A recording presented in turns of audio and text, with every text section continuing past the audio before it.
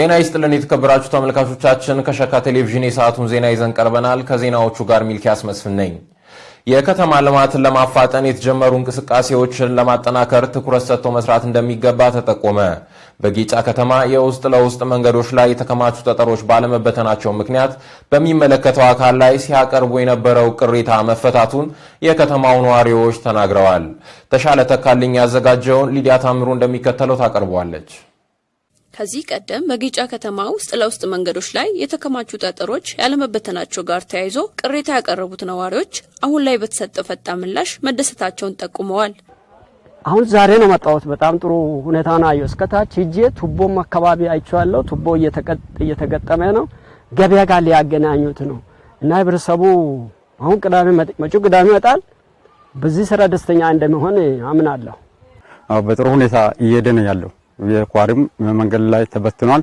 የተበተነው ኳርም እኛም ይዞርን እየተመለከትን ነው ያለውና ህብረተሰቡም ጎን ለጎን ስራውን እየሰራ ነው ያለው ማለት ነው። ከመንግስት ጎን ላይ እዛ አጠገብ ከዛ የተነሳ መንግስትም በጥሩ ሁኔታውን እንቅስቃሴውን እየጀመረ ነው ያለው ማለት ነው። የጊጫ ከተማን እድገት ለማፋጠን መንግስት ከህዝብ ጋር በመሆን ሊሰራ ይገባል ያሉት አስተያየት ሰጪዎቹ ጣቢያችን በስፍራው ተገኝቶ በሰራው የህዝብ ቅሬታ መነሻ ችግሩ እንደተፈታ ገልጸዋል። ህዝብ የመመላለሻ መንገዶች ተዘግቶ የቆየበት ነገሮች ነው የነበረው። መተላለፊያ ያጠነበት መንገድ ነው የነበረው ማለት ነው። ይሄን መተ አነጋግራቸዋል ያለው ምላሽም እኛም በዛ ቀን አስተያየት ሰጥተናል ማለት ነው። ከዛ ወደዚህ ያለው 2018 ዓመተ ምህረት በቅርብ አንድ 2 ሳምንት አካባቢ ይሆናል ስራው የተጀመረው። አሁን ጅማሬው በጥሩ ሁኔታ እየሄደ ነው ያለው። የኳርም መንገድ ላይ ተበትኗል። የወረዳው ከተማ ልማትና ቤቶች ኮንስትራክሽን ጽፈት ቤት ኃላፊው አቶ ሙላለምና በበኩላቸው የህዝብ ቅሬታ ምንጭ ሆኖ የቆዩ ጠጠሮች መበተናቸውን ገልጸው በቀጣይ ቀሪ ስራዎችን ለማጠናቀቅ በትኩረት እየተሰራ ነው ብለዋል። ቀሪ ስራዎች እንዳሉ ይታወቃል። እኛም ክትትል እያደረግን ስለሆነ እሱም በአጭር ጊዜ ከቱቦ አንጻርም ከመንገዱ አንጻርም የሚጠናቀቅ ነው የሚሆነው። በዛም እናስቀጥላለን። በስምንቱ መንደሮች ላይ ተጨማሪ የ2008 ይሄ የ2007 ቀሪ ስራ ስለሆነ የ2008 አዲስ ስራ ለማሰራት በየመንደሩ ውይ ተደርጎ ህብረተሰቡ ገንዘብ አሰባሳቢ ኮሚቴ ተመርጦ ተመን ወጥቶ ወደ ማሰባሰቡ ህብረተሰቡ እየገባ ያለበት ሁኔታ ስላለ እናስቀጥላለን የምንነገር ነው ያለውና የወረዳው ዋና አስተዳዳሪው አቶ አሳምነው አይኔ በበኩላቸው ህዝቡን በማስተባበር የተለያዩ የልማት ተግባራት በወረዳው ለመፈጸም እየተሰራ መሆኑን ገልጸዋል። የተሻለ ገንዘብ ያዘው በተሻለ ሁኔታ አግዞ ትንሽ ገንዘብ ያዘው በያዘው ልክ ይህን ልማት አግዞ አንድ ላይ ይህንን ደምረን ስራ ላይ ስናውል እንግዲህ ሌላ ከኛ በላይ ለኛ የሚቸገር ወይ ሌላ ኮሚትመንት የሚሰጥ ኃይል ይኖራል ተብሎ አይታሰብም። በአቅማቸው ልክ በእነሱ ልክ ሳይሆን በአቅማቸው ልክ እንዲረዱን እንፈልጋለን። እኛ እንደ ወረዳ ማገዝ በሚገባን ተጋግዘን ለመስራት ዝግጁ ነንና ጣቢያችን ከዚህ ቀደም በከተማዋ የተለያዩ መንደሮች የተከማቹ ጠጠሮች ያለመበተናቸው ጋር ተያይዘው ነዋሪዎች ሲያነሱ የነበረውን ቅሬታ በስፍራው ተገኝተን መዘገባችን የሚታወስ ነው። አርሶ አደሩን በማሳተፍ ከተረጂነት ወደ ምርታማነት ለመሸጋገር ትኩረት ሰጥቶ መስራት እንደሚገባ የሸካ ዞን ማሻ ወረዳ ግብርና ደህንና አካባቢ ጥበቃና ህብረት ስራ ጽፈት ቤት አስታውቋል። ታሪኩ ታደሰ ያዘጋጀውን ጥንቅር መልካሙ አለሙ እንደሚከተለው ያቀርበዋል።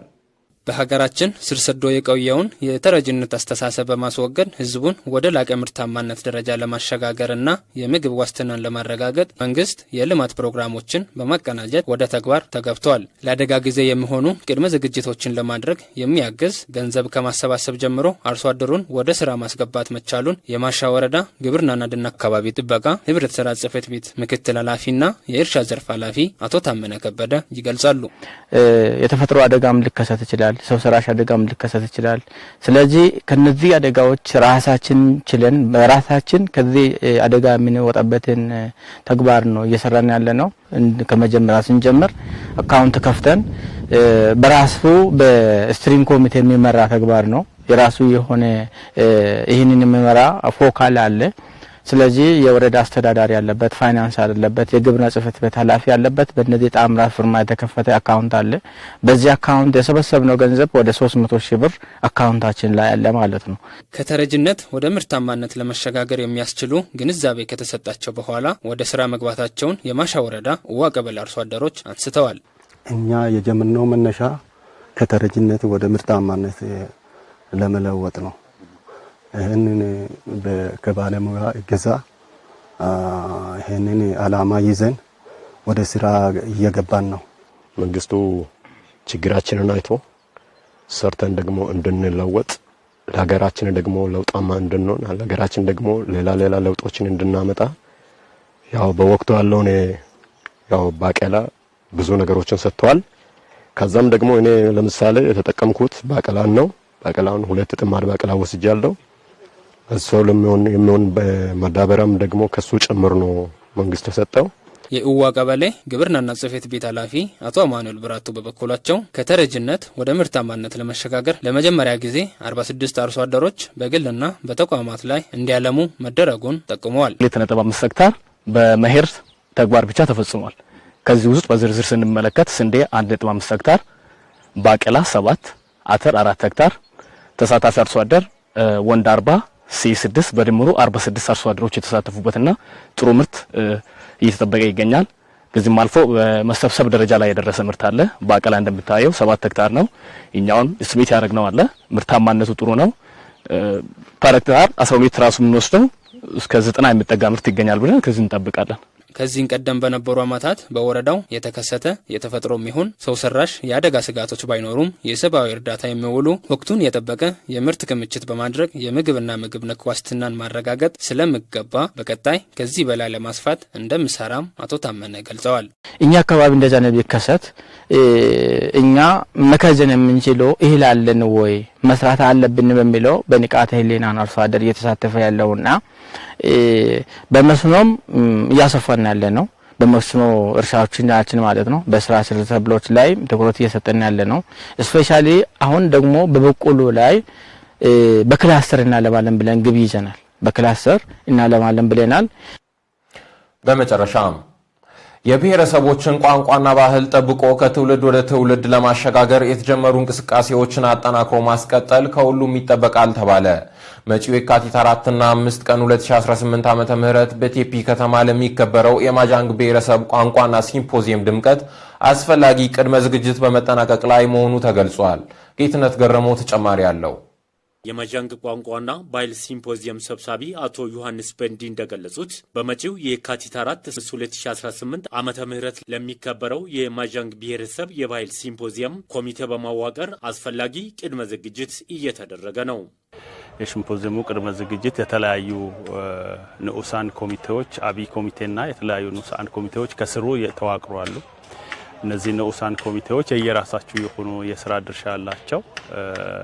የቦታ ዝግጅት ኮሚቴ፣ የመስተንግዶ ኮሚቴ፣ የጸጥታ ኮሚቴ እና የትራንስፖርትና የሎጂስቲክ ኮሚቴዎች በስሩ የተዋቀሩበት ሁኔታ ነው ያለው።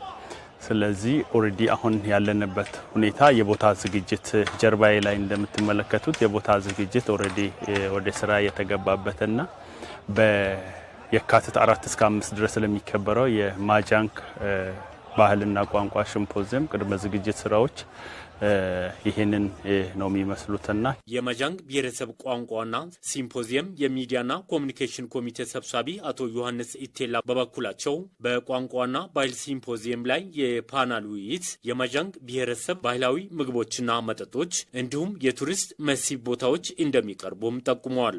በፕሮግራሙ ላይ 2 አይነት ፕሮግራሞች ይካሄዳሉ። መጀመሪያ የፓናል ውይይት ይደረጋል። ከፓናል ውይይት ቀጥሎ ደግሞ የሲምፖዚየም እና በዚህ ሲምፖዚየም የሚቀርቡ ባህላዊ የብሔረሰቡ ምግቦች አሉ፣ የብሔረሰቡ ባህላዊ መጠጦች አሉ። እንደገና ደግሞ የቱሪስት መዳረሻ ቦታዎችንም በዚህ ሲምፖዚየም የሚቀርቡ ይሆናል። የብሔረሰቡ ባህላዊ ኩነቶችም በዚህ ልክም የሚቀርቡ ይሆናልና ይሄ ፕሮግራም ታላቅ ፕሮግራም ነው የሚሆነው። በሲምፖዚየሙ ላይ ከደቡብ ምዕራብ ኢትዮጵያ ህዝቦች በጋምቤላና ኦሮሚያ ክልሎች የሚገኙ የብሔረሰቡ ተወላጆችና ተጋባዥ እንግዶች እንደሚሳተፉም ገልጸዋል። በፕሮግራሙ በርካታ ሰዎች ይገኛሉ ተብሎ ይታሰባል። የደቡብ ምዕራብ ክልል አጠቃላይ ህዝብ የሚሳተፍበት ይሆናል። የጋምቤላ ክልል ህዝብም በተመሳሳይ የሚሳተፍበት ይሆናል። ከፍል ኦሮሚያ ክልል ላይ ያሉት የማጃንግ ተወላጆች እና ሌሎች ይሄ በዚህ ፕሮግራም እንዲሳተፉ የተጋበዙ አካላት የሚገኙ ነው የሚሆነውና ፕሮግራሙ እጅግ በጣም ያማረ እንዲሆን ትልቅ ዝግጅት እየተደረገ ይገኛል። ከቴፒ ከተማ ነዋሪዎች መካከል አቶ ንጉስ ያለሙ እንደገለጹት ለማጃንግ ቋንቋና ባህል ሲምፖዚየም ስኬት በየደረጃው ሁሉም የሚጠበቅበትን በመስራት ላይ መሆናቸውን አንስቷል። አካባቢ ላይ ያሉት ተወላጆች የጎረቤት ዞኖች ላይ ያሉ ተወላጆችና በየክልሉ ጋምቤላ ክልል እስከ ኦሮሚያ ክልል ያሉት መጀንግሮች ድጋፍ እየሰጡ ይገኛል። ለዛ አሁን ታሳስ የካቲት 4 እና 5 ለሚከበረው በጣም ህዝቡ በከፍተኛ ጉጉት እየጠበቀ ነው። ወጣቱም አሁን እንደሚታየው አሁን በአንዴ ተጠርቶ ነው ዛሬ እቺን የቦታ ዝግጅት ሲያዘጋጁ ከዛን ከጧት ጀምሮ ሲያዘጋጁ የነበረው እና በጣም ተነሳሽነቱ በጣም አሪፍ ነው። አይደለም የማጃንግ ብሔር ብቻ እዚህ ዞን ላይ ያሉት ሁሉ ሸካውም ሁሉም ቤተሰብ ያለው እዚህ ያሉት እንዳለ ለሲምፖዚየም በጣም ከፍተኛ የሆነ ድጋፍ ያደረጉ ነው። ከዚህ አልፎም ደግሞ ከሌላ ሀገር ከተለያዩ ሀገራት የውጭ ሀገርም ሁሉ እየረዱ ያሉ ሰዎች አሉ። ለዚህ ደማቅ ሲምፖዚየም የራሳቸውን የበኩላቸውን አስተዋጽኦ እያደረጉ ነው። የተወደዳችሁ ተመልካቾቻችን በአማርኛ የያዝናቸው ዜናዎች እስካሁኖቹ ናቸው። አሁን ደግሞ የሸክኖኖ ዜናዎች ይቀጥላሉ። አብራችሁን ቆዩ።